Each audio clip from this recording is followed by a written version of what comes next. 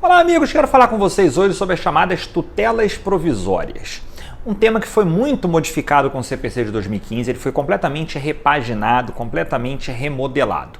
Nós já tínhamos no Código passado, que já faz muitos anos da nossa vida, tem muita gente que deve estar me ouvindo agora que nem estudou o Código passado, né? Já estamos mais de 4 anos de vigência, fizemos 4 anos esse ano do novo CPC, e o artigo 294 ao 311, ele regulamenta as chamadas tutelas provisórias. Eu quero sistematizar para vocês, depois eu faço outros vídeos separando, falando de cada uma delas, tá? Quando a gente fala em tutela provisória, como está no próprio nome, é para se opor, para diferenciar da tutela definitiva. Tutela definitiva é aquela dada ao final do processo pelo magistrado com base numa cognição exauriente, um juízo de certeza.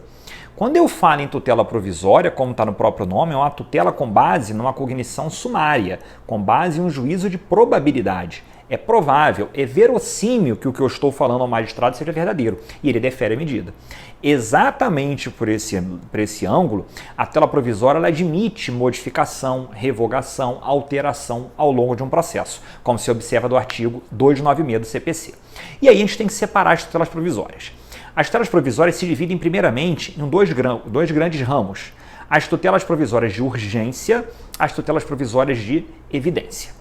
Quando eu falo em tutelas provisórias de urgência, como está no próprio nome, prepondera a carga da urgência, prepondera o risco de lesão. Volto ao ponto. Todas se baseiam na verossimilhança, na probabilidade, mas na tutela de urgência há uma preponderância, a meu ver, um pouco maior do periculum in mora, como nós aprendemos na faculdade, o risco de lesão. Então, perceba, toda tutela provisória de urgência, nos termos do artigo 300 do CPC, vai exigir probabilidade do direito afirmado, verossimilhança, como nós chamávamos antigamente fumus boni iuris, e o risco de lesão, o periculum in mora. 2 requisitos cumulativamente, está no artigo 300 do CPC. Alguns autores, e o Código adota essa posição, exige no parágrafo 2º que não tenha um periculum inverso. Exige-se a irreversibilidade, ou seja, que não tenha a irreversibilidade, melhor, É um requisito negativo. 2 são positivos, verossimilhança, risco de lesão, e 1 é negativo, ou seja, não ser uma medida irreversível. Lembrando que essa irreversibilidade ela é relativa. No caso concreto, o juiz pode flexibilizar quando eu falar, por exemplo, agora sobre atendimento médico. Às vezes, o risco de lesão é tão grande que o juiz defere um atendimento médico, mesmo que depois não seja possível reverter igualmente. Você pode ter, por exemplo, indenização, mas não reverter igualmente. Mas, continuando, as tutelas provisórias são de urgência ou de evidência. As tutelas de urgência exigirão os requisitos do artigo 300 e irão se subdividir em tutela antecipada, tutela cautelar. A tutela provisória de urgência pode ser antecipada ou cautelar. Quando você usa a nomenclatura antecipada, é que você está antecipando os efeitos da sentença de mérito. Ela é uma medida satisfativa. Eu estou antecipando aquilo que eu iria obter ao final com a prolação de uma sentença de mérito favorável.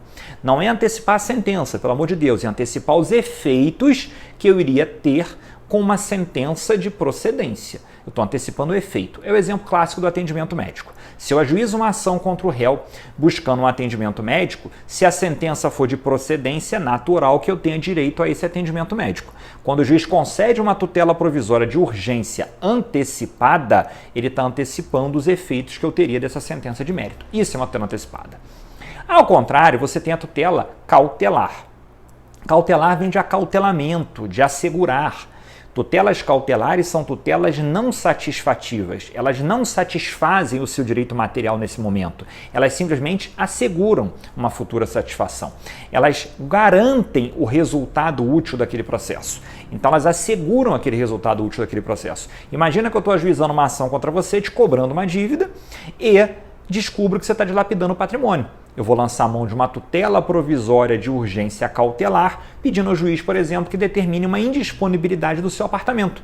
Ele manda uma comunicação ao RGI e proíbe que seja feita uma averbação, uma transação, uma transferência da propriedade do imóvel. Ele acautelou aquela situação. Ele acautelou evitando que ocorra aquele dano. Então você perceba, a tutela antecipada ela satisfaz o direito. A tutela cautelar ela assegura a futura satisfação. São coisas diferentes. Lembrando que tanto a tutela provisória de urgência antecipada e cautelar Ambas podem ser concedidas de maneira antecedente ou de maneira incidental. O que vem a ser isso? Antecedente é aquela antes mesmo do requerimento do meu pedido principal. Tutela provisória de urgência antecedente é aquela antes do pedido principal, antes do requerimento principal. Ou seja, se eu estou requerendo no judiciário só uma tutela provisória antecipada, isso é uma tutela provisória antecipada antecedente. Ou seja, ela é antes do pedido principal. Compreende bem isso? Mas ela pode ser incidental. Eu já estou ajuizando uma ação contra você e durante esse pedido principal, esse processo, eu requeiro a tutela provisória. De novo, tutelas provisórias se dividem em urgência e evidência. As de urgência se subdividem em antecipada, cautelar. Antecipada é a satisfativa, cautelar é simplesmente assecuratória, que resguarda o resultado do processo.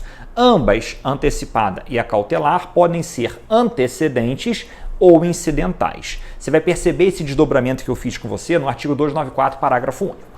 E por fim, nós temos a tutela provisória de evidência, que está no artigo 311.